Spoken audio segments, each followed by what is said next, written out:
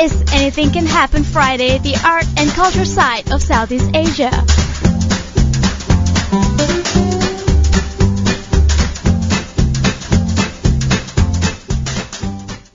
Hello and welcome back to Durian ASEAN. You're with Gowri. And welcome back, this is Grace. And this is, of course, your Anything Can Happen Friday, where we bring you more artsy stuff from Southeast Asia.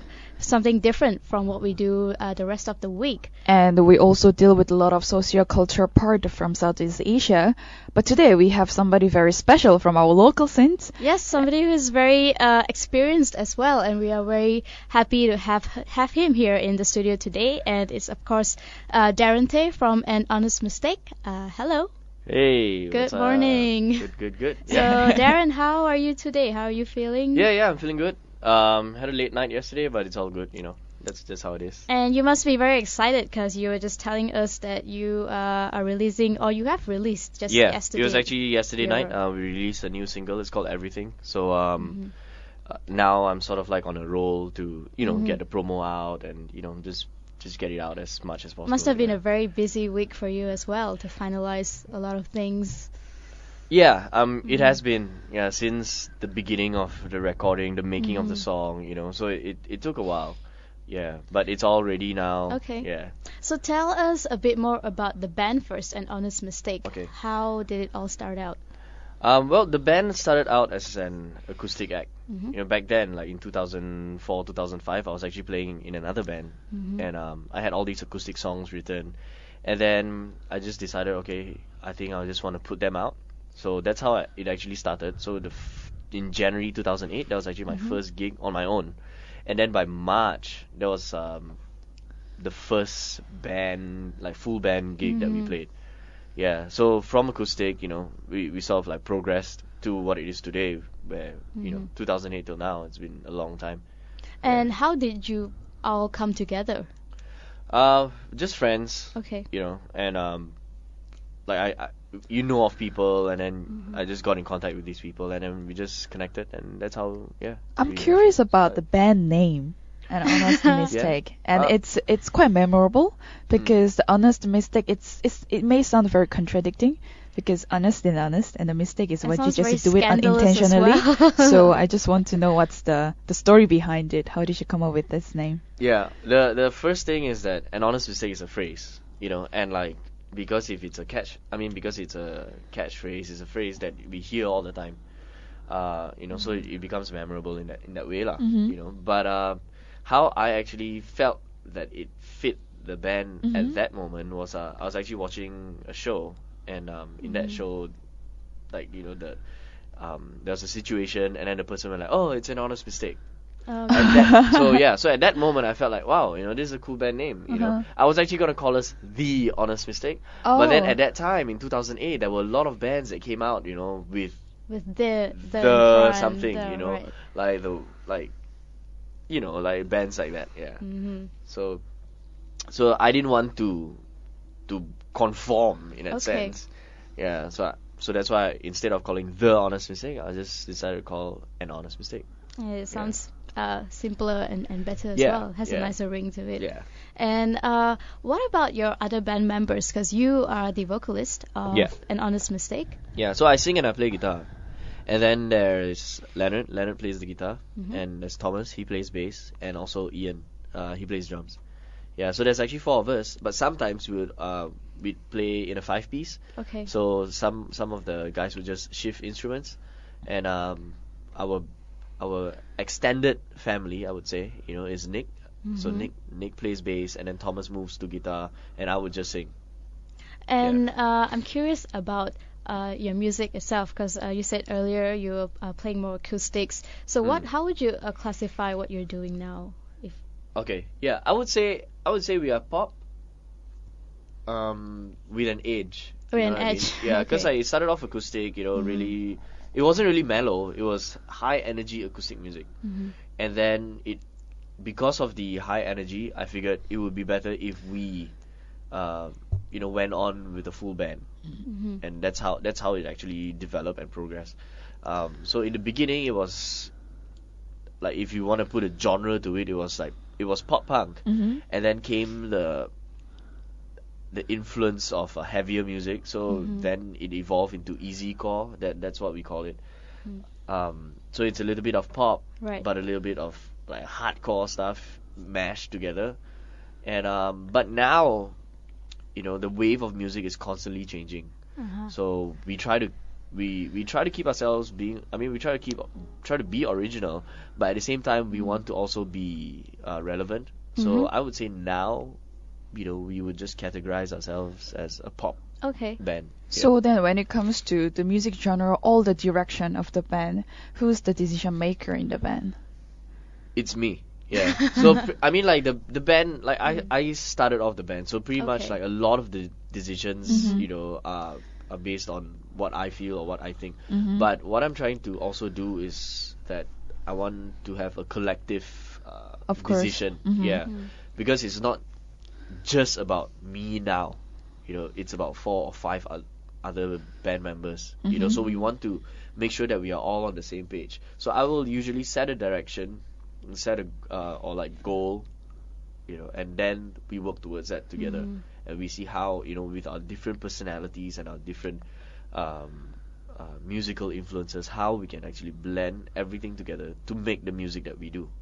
But when it comes to deciding the flow of the music and all, does it come from your observation? Do you follow what's current now, or is there like a certain process that takes place? Yeah, there is a mix. So like I said, we want to be relevant. So whatever that's that we hear on the radio, I try to put some of that into our music. At the same time maintaining like the originality, and playing the music that we love. Yeah. Okay, because sometimes people listen to the top 40s and they try to sort of mold their music around that. But for some people, they prefer going back to what they grew up with. Yeah. So where do you find your I think I would say, it's a little bit of both. Okay. It's like I said, we have to be relevant. Like so that is something that's important. Yeah, correct. Okay. Because I may like a certain kind of music, but then if it doesn't appeal to the general public or doesn't resonate with the crowd, correct. Then I am pretty much making music just for myself. Where music is meant to be shared, and it's meant for people. Yeah.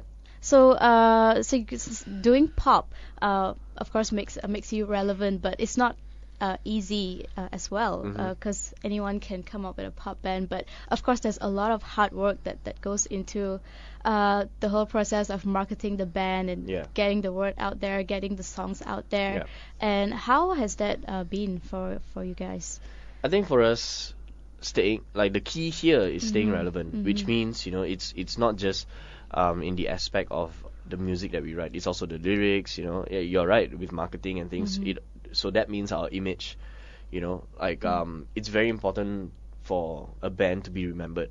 For example, like maybe if you look at Miley Cyrus, that she goes all outrageous, and that's great. Yeah. And that's how people remember her by. So like for me, in terms of marketing, when I walk around, people would know that they're looking at Darren from An Honest Mistake because of my hair. Right. It's long and it's straight. I was about to point it out. or like because that's a signature thing that has always been with the band since the day it started. So with marketing as well, it's also knowing your audience, and for example, like Facebook, I mean, like using social media, fully utilizing your social media and getting in touch with your fans and the people around you, your friends, and that is how you can actually I would say know your market. Share us a little bit about history, because you've been in the music industry for quite some time already. How is it different, or how it has progressed since 2005 until now, in terms of audience responses or any music wise? Yeah, I think it's 2015 now. I started playing in 2005. I think 10 years ago, people would actually come out to more shows. Okay. Because there was no Facebook, and or at least there was less attraction then to Facebook or any form of social media. So people would actually hunt and physically go out to a show, regardless of the band. Because that's what I used to do. Every single Thursday, I would be at a show, at laundry bar, and regardless of what band plays, I will just be there, just to listen to music. But now, 10 years later, we have Facebook, we have, all these different forms of social media, and especially YouTube. It is a great help, but it also can, in a way, I would say, it changes the whole going to a show, going to live shows, where people can actually just watch a recorded video online, so they are actually at home more than they're actually out. So I would say now, that has sort of changed in terms of going to shows, but there are still people who are hungry to go out for shows. Of course. And with the help of social media, your music gets spread a lot more, rather than just to a certain group of people. So now, instead of just reaching Malaysia, you can reach the entire world. Okay. Yeah, so that definitely helps, and that has definitely changed as well. In terms of reaching the audience wise, definitely with the help of social media, you can reach larger audience base. However, are you saying that with the development of all the social media, the live scenes are a bit fading away? Or it's still there, but it's just a participation from the audience, and also probably the mindset. Yeah, I think it's still okay. The scene is definitely still there. It's just a little bit. You need to put more effort into getting people to the live show. Because there are lots and lots of bands, and in the recent years, like probably in the past 2 years. Like, I've seen an explosion of different bands, True. and that is actually a good thing, and how can that happen? It can only happen if there is actually a live show to go to, So yeah, you can see something on YouTube, but when you go to a live show, then you will realize, it's really important for me to actually play live, because people want to hear me, and they want to be physically in touch with me. Yeah. So it has changed, yes, and more bands have actually come out. Yeah, but it's just a lot more work when you actually, want to push your music out there, or you want to play a show. You just need to do a little bit more work. Yeah. I see.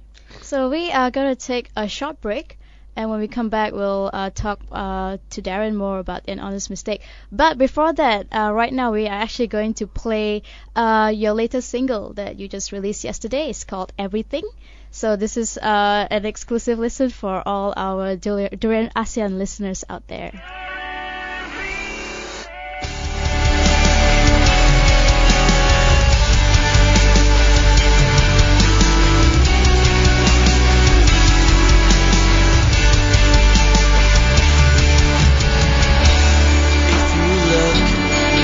The stars tonight,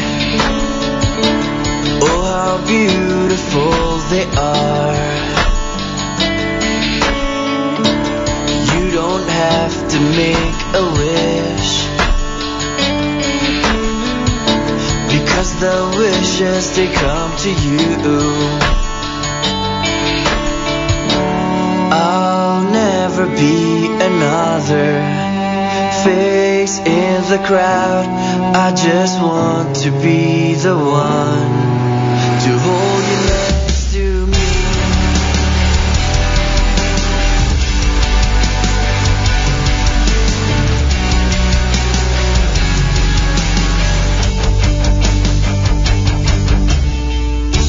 If you look at the sun shining, you see it peeking through the clouds. As the flowers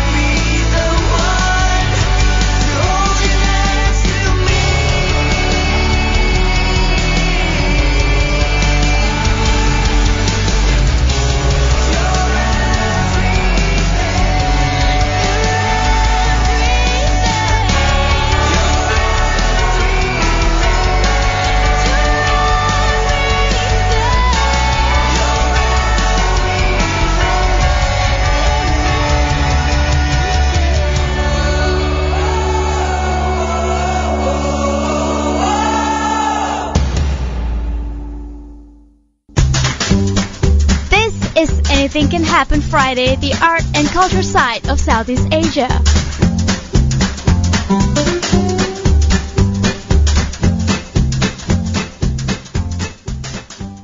Hello and welcome back to Durian ASEAN. You're with Gowri. And Grace. And the song that you just listened to was Everything by An Honest Mistake, the new single, so be sure to check that out. And of course, we still have Darren Teh, who is here with us to discuss about the band. And let's talk a bit more about yourself first before we move on. What do you do for a living? Are you doing music full time? You have a job? There's this joke that we say. I teach English full time and music is overtime. Right. Okay.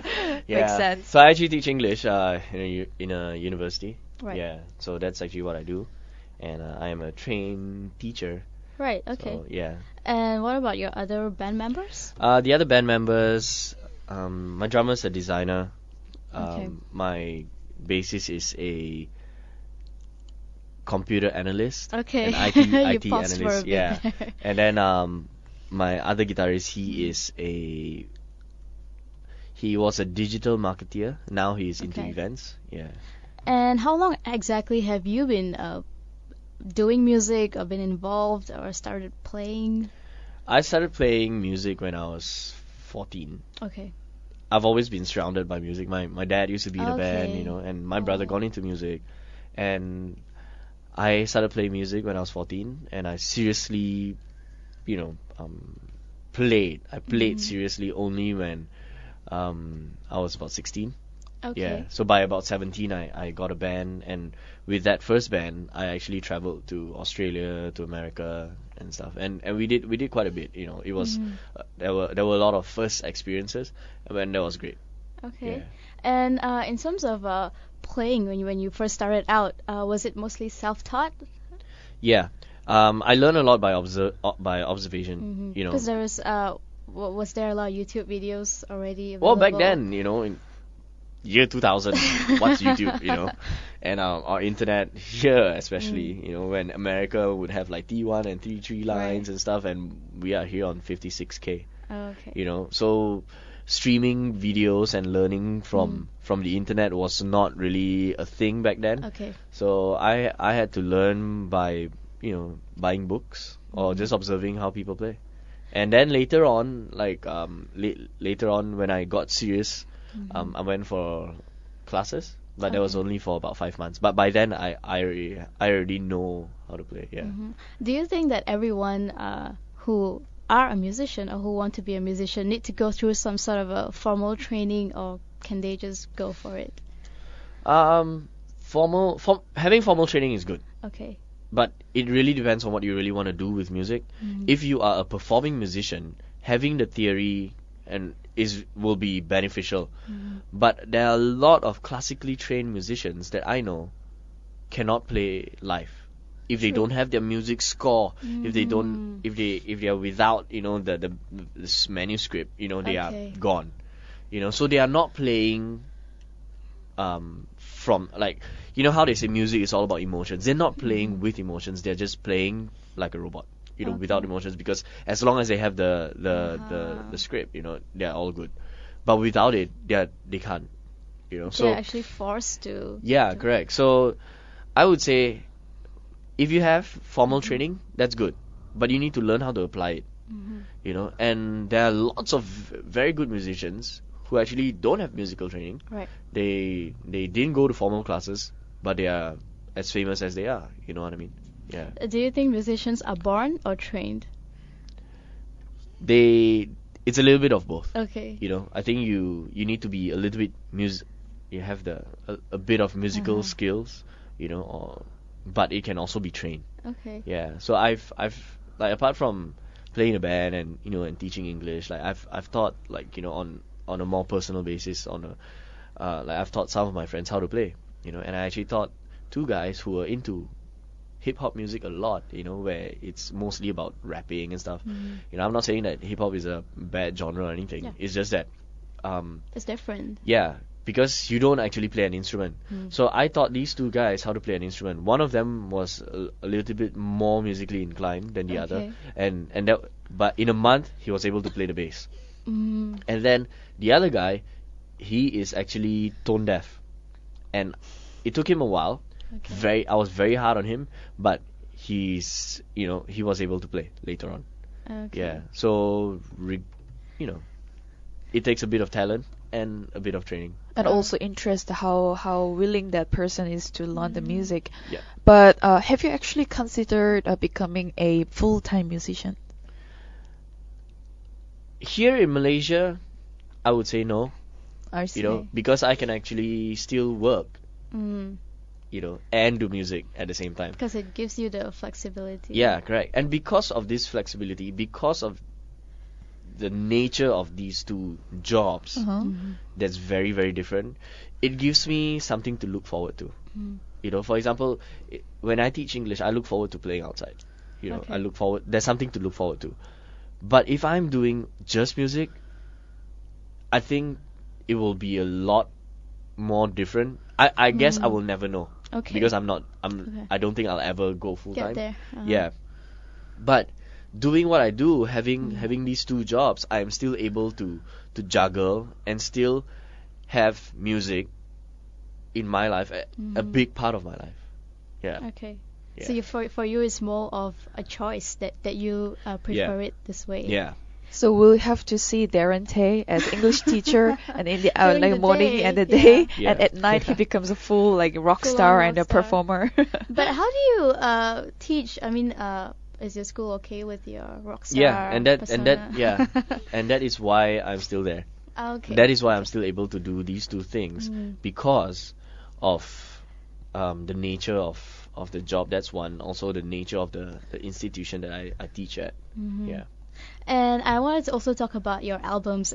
You've been in the scene for so long. You've just had your new single, but I'm sure you have a couple of albums before this as well. Yeah, we do. We've got 3 albums. The first one was released in 2010. That's a self-titled album. And then the second one was in 2012, and then 2014, which was last year, we launched another one. And then this year, we've got that new single. We've got in between, we had a Hari Raya single with Okay. Diana Daniel, and then during Christmas 2 years ago, we had another single.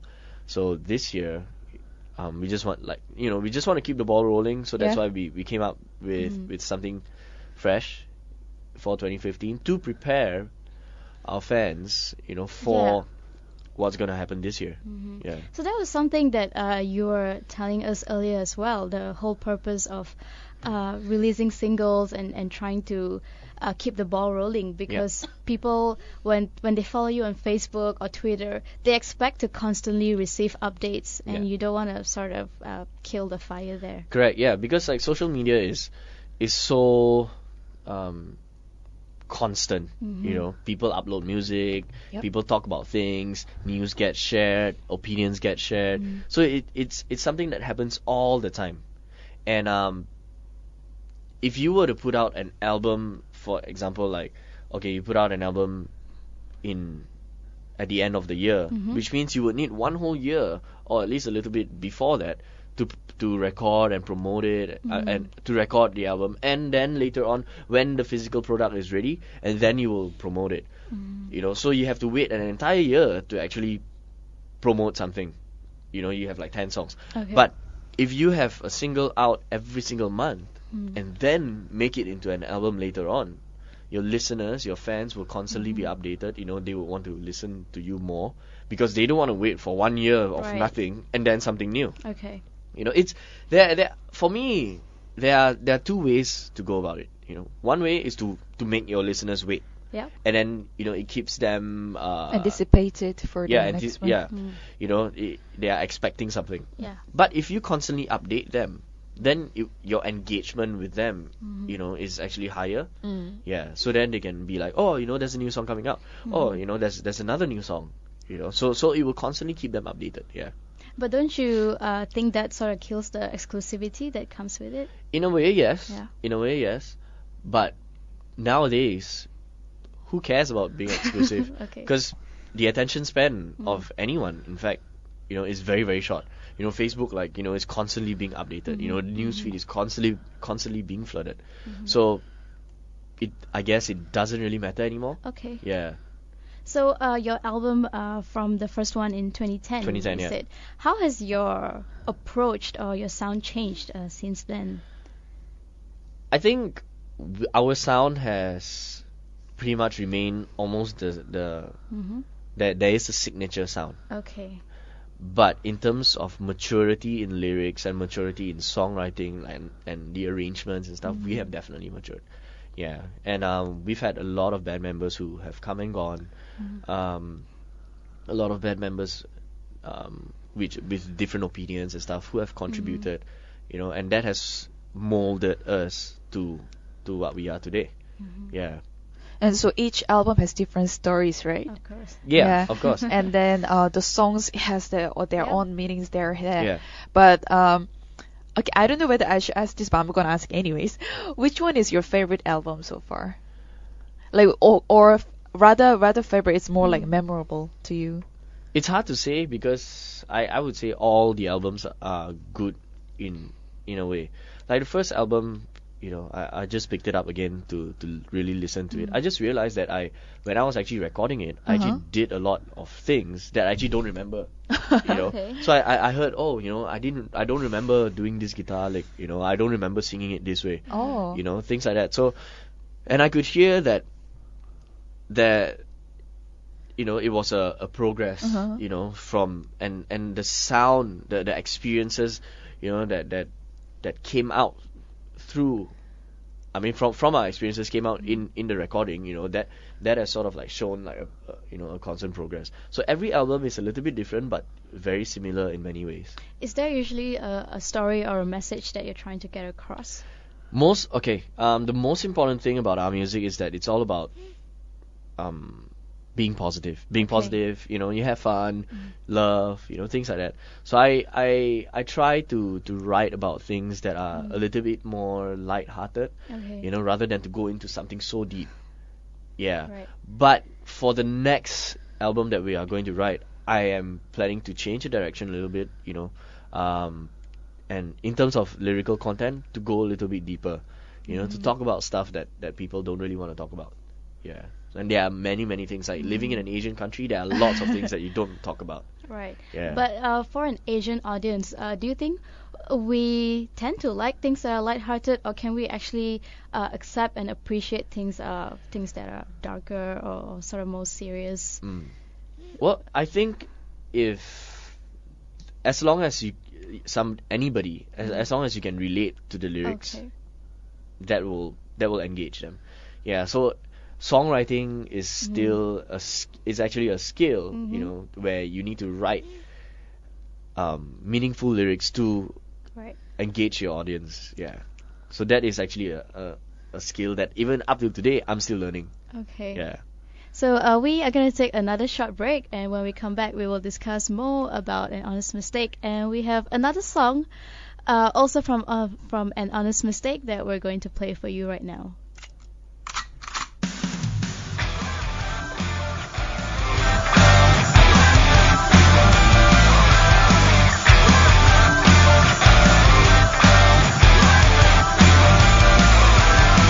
Hey girl, you make my heart skip a beat every time you walk across the room. You seem to have your way with words. The things you say make my mind go wild. All the boys try too hard to get you. They do the things you want them to. You've got them by the neck, caught them by surprise. I'm pretty sure they don't know what they're in for.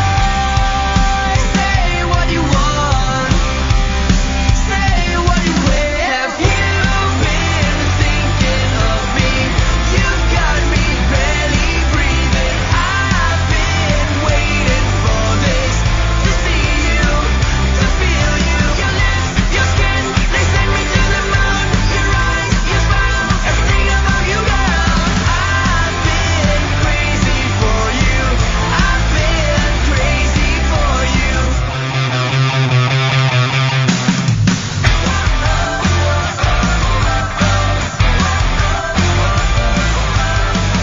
You've got me under your spell.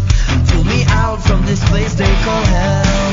I promise you I won't kiss and tell. The minute I saw you, I knew it for right. Oh, we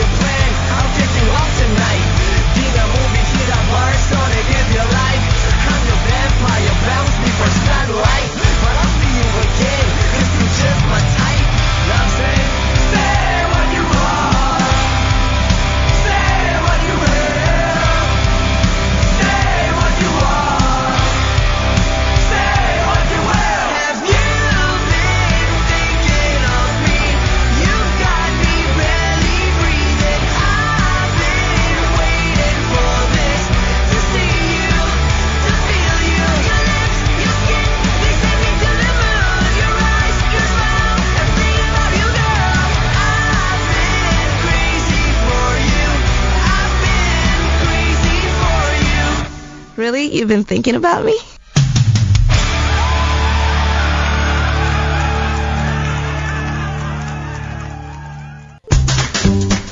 This is Anything Can Happen Friday, the art and culture side of Southeast Asia.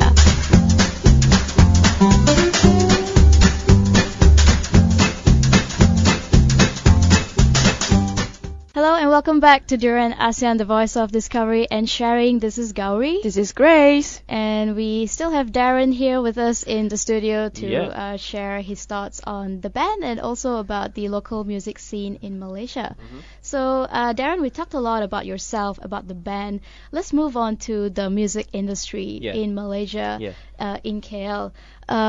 First of all, like we were talking earlier, although you did it by choice, in Malaysia, a lot of people have come up to say that it is very hard to be a full-time musician in this country.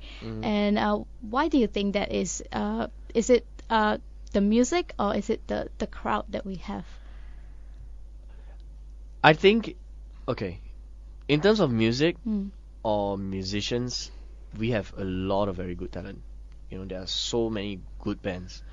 Some that are mainstream, some that are a little bit, you know, more alternative. Okay. But all in all, still very good. And we have all sorts of genres. But because of in an Asian country, and especially Malaysia, you know, a lot of people would always say that, oh, you know, this guy is from US, this guy is from UK or whatever, you know, they're better. You know, there's still the whole white mentality, you know, like the Western mentality, which is not a bad thing, you know, but at the end of the day, you still need to learn how to look inside and know what you have that is actually good.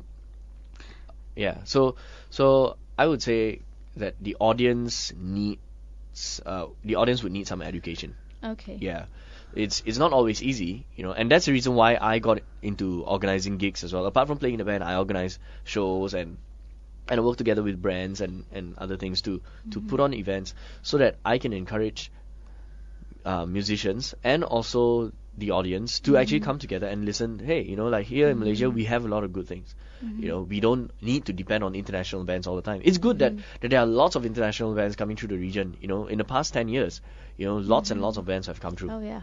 Whereas compared to 10 years before this, you know, you would rarely hear artists coming through. Yeah, and especially bands that are a little bit more obscure, you know, a little bit more alternative. Yeah. And maybe you can tell us a bit about all these different events that you're organizing, because platform is another another crucial element when it comes to picking up in the music scene. Okay, so I started organizing gigs probably, you know, maybe in 2011. I think it's been you know 4 to 5 years, and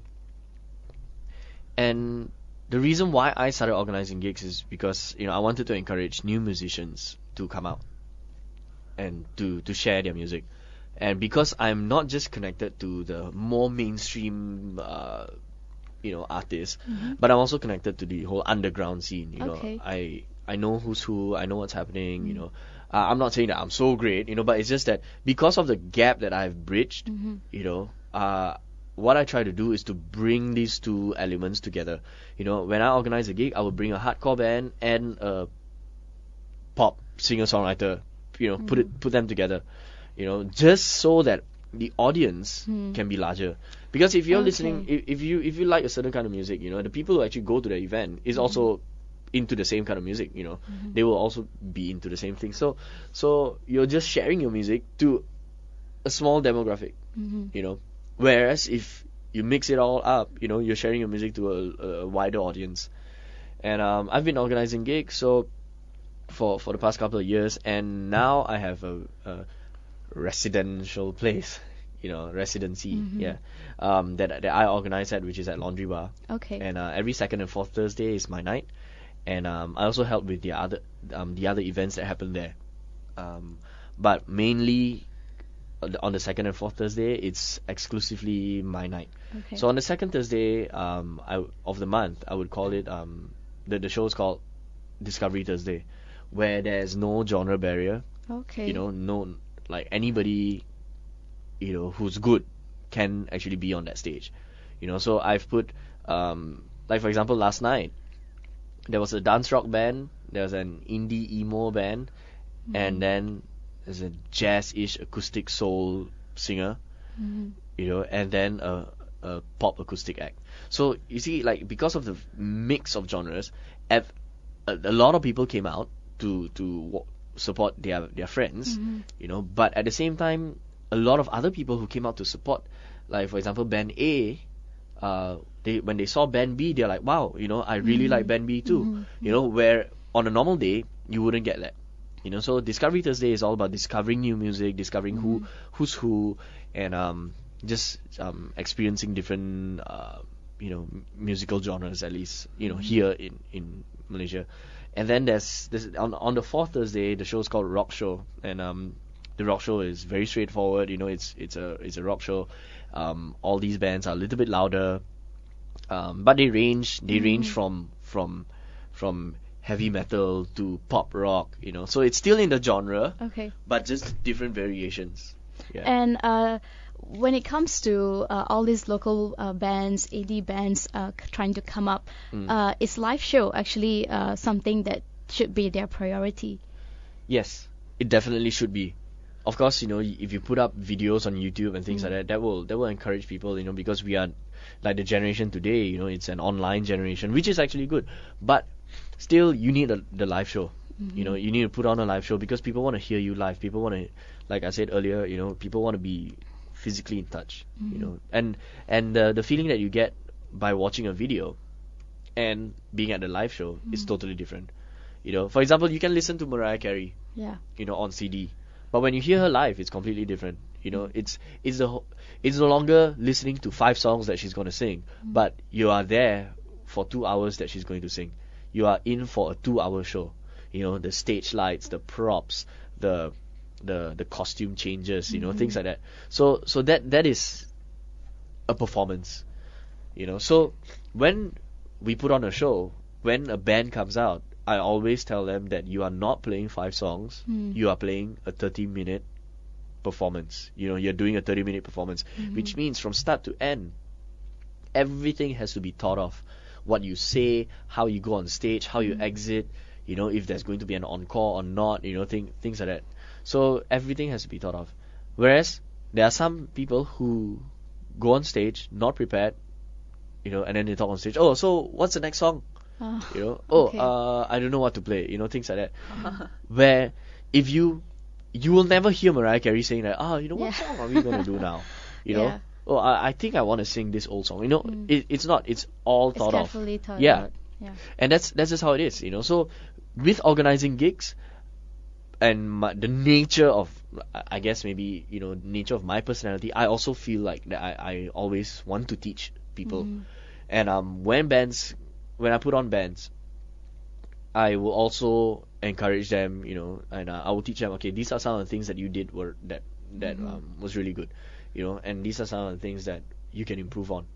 Yeah, so I mean, like I said, I'm not perfect, but because of my experiences, I would try to share my experience as much as possible, so that everybody here that or at least the ones that I have put on, will be able to step up their game, so that they will be on top of their game, and to say that, hey, you know, we do play good music. Okay. We do, you know, we put on a good, you know, we can put on a good show.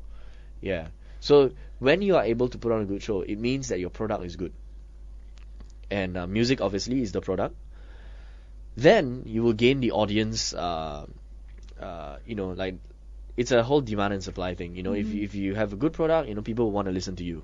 Yeah. So then that will also deter people, like the audience, from saying that, you know, why should I listen to them when I can listen to an international band? You know, so at the end of the day, your product still needs to be good. And like I said in the beginning, that here in Malaysia, there are a lot of very, very talented musicians, bands, solo artists, singers, you know. So yeah, we just need to recognize and discover them. What about on a more regional level, like in Southeast Asia? Yeah. Is there I know there are a few like Pop TV, The Weekend Project, and all that are trying to provide a platform for local bands. Yeah. But is that effective enough? I think those platforms are effective, but they would just need to be promoted a little bit more. But you see, it's not just about the company promoting; it's also about the band promoting it. And some bands you tend to get comfortable. So you'll be like, they'll do their work. But you need to work It hard. has to be a reciprocal Correct. thing, Yeah, right? it has to be both ways. And in terms of like being here in Asia and regional bands, it is definitely again hard work, to be able to connect with bands outside of Malaysia. When we are in Malaysia, it's easier. Everybody speaks the same language. But when you go out, that is the real challenge. Like for example, like we've been to Indonesia, where language. I mean, obviously we can speak Malay, but Malay and Indonesian, there's still a lot of differences. So it's all communications, and things like that. Okay. Yeah. And most of the time, these platforms always they also have this complaint that it's not reaping enough profits. Generally, when it comes to promoting indie bands, most of the time it doesn't probably generate that much of an income. So do you think that maybe our ministry could do something about this? Because when it comes to profits, of course, all these private organizations and all, that's what they focus on. And when it comes to more on taking care of the people and providing the platforms, it's usually the government that steps in and provide that. Well, I think yes, definitely. Having the government's aid would do it. Would help a lot. For example, like if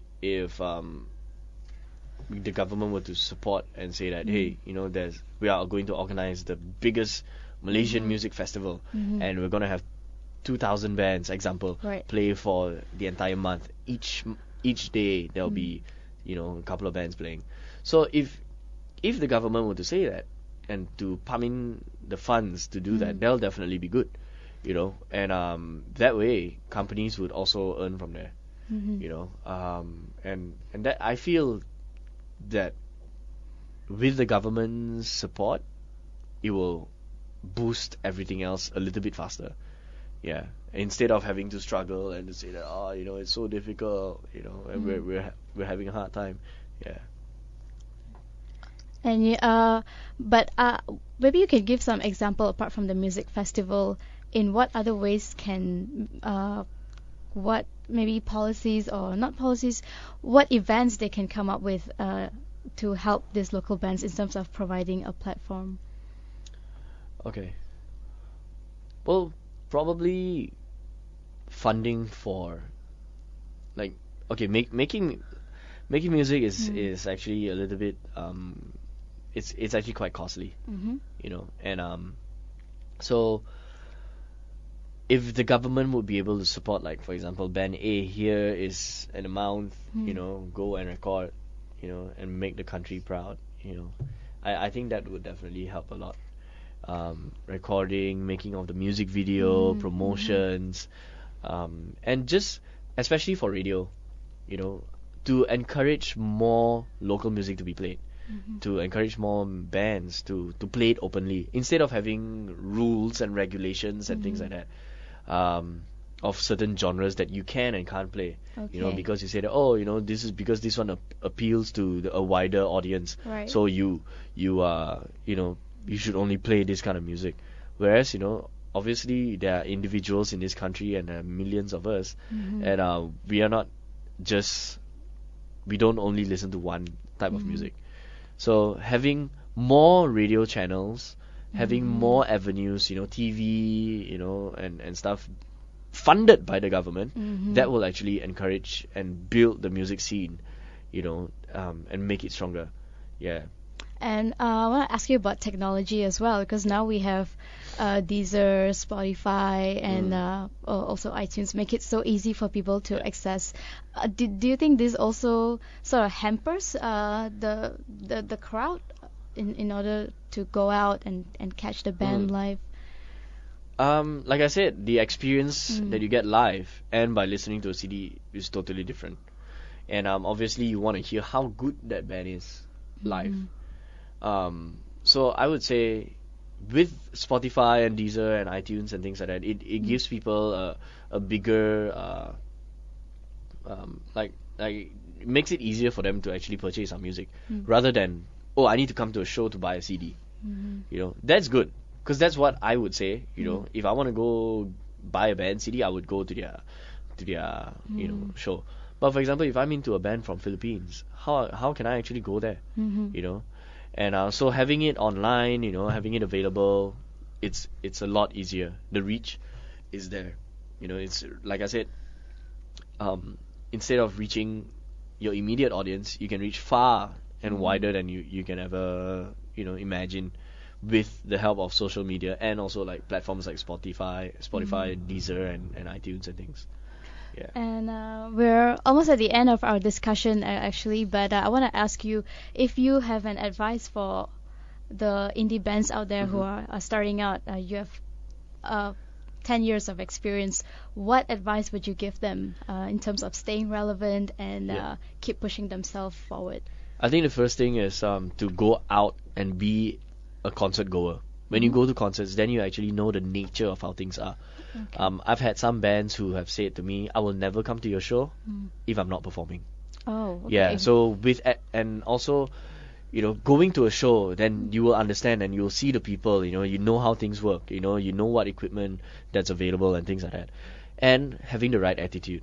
When you have, for example, if someone, that person who said that to me many years ago and has never played a show since then, you know, and the band's even non-existent now. So you see, with the right attitude, you know, you will be able to move up. You will be able to meet the right people and you know, people want to hang out with you. Yeah. So and also learn from others. Learn from watching other artists, how they do it, how they speak on stage, how they interact with the crowd, you know, and obviously, you know, practicing and making sure that your band, you know, is really tight. Or if you're a singer, you sing really well, you know, and to make sure that your craft is first very good before you actually go out. Yeah. And to really stay as humble as possible, learn as much as you can, you know, and also to connect with the right people. And how can you connect with the right people? By actually going to a show. Yeah. And what about from the perspective of the audience, the Malaysian crowd? What do you wish? What can they do to support the local industry? Yeah, I think the audience would. All they need to do is just to learn to look inside and learn and just have the urge to actually search for local music, you know, learn how to appreciate what we have here, go to shows, you know, shows like, because of Facebook, you know, everything is online constantly. You can see what show is happening, when and where, you know, so just go to a show, you know, meet up with your friends, or if you have a friend of a friend of a friend who is in a band, just go, you know, because you won't know what's out there until you actually discover it. Yeah. So, and also for the audience to actually buy the music instead of, you know, giving or taking it for free. Right. Yeah, because that's usually quite common. Like even for friends, you know, I've got good friends, you know, who have come to me and say, hey, give me CD for free lah. You know, so because like we put our hard work into it, you know, obviously we want to be paid for it. It's just like, you know, if somebody's gonna like feed you, like if your friend has a chicken rice shop, obviously you don't want to say that, hey, you know, why don't you make me chicken rice for free? Right. You know, that's just unfair, because what you're supporting is not that, you know, it's you're supporting his business, you know. So that's what we need. Yeah. And also to do away with that mentality that everything from the West is always better than what we have here. Yeah. So you want to also tell us where can people get your music, your singles, your album? Yeah. So log on to facebook.com/anhonestmistake. That's where we're at. You can go on Instagram, AHM Band, and also Twitter, AHM Band. But if you want to purchase our music, what you can do is you go to Bandcamp. Bandcamp is all our music is available on Bandcamp, on iTunes, on Spotify, on Deezer. So just go on any of these platforms and you can get it. But I would highly encourage you to go on Bandcamp, because then everything is more detailed, Okay. and there are some things that you can get on Bandcamp that you cannot Yeah. get on Spotify or iTunes. Okay. And do you have a gig coming up? The most important thing. I actually have a gig coming up on the 28th of February. Okay. But it is not announced yet. All right. But it will be a mini festival happening at the Balcony Okay. in Ampang. So it'll be really, really cool. So if any of you guys are listening, so just come out to the show and have fun. Okay, thank you so much, Darren, for Yeah, coming thank you into for the having me. studio and sharing so much with us about your band, your songs, and also your experience in the industry. Yep.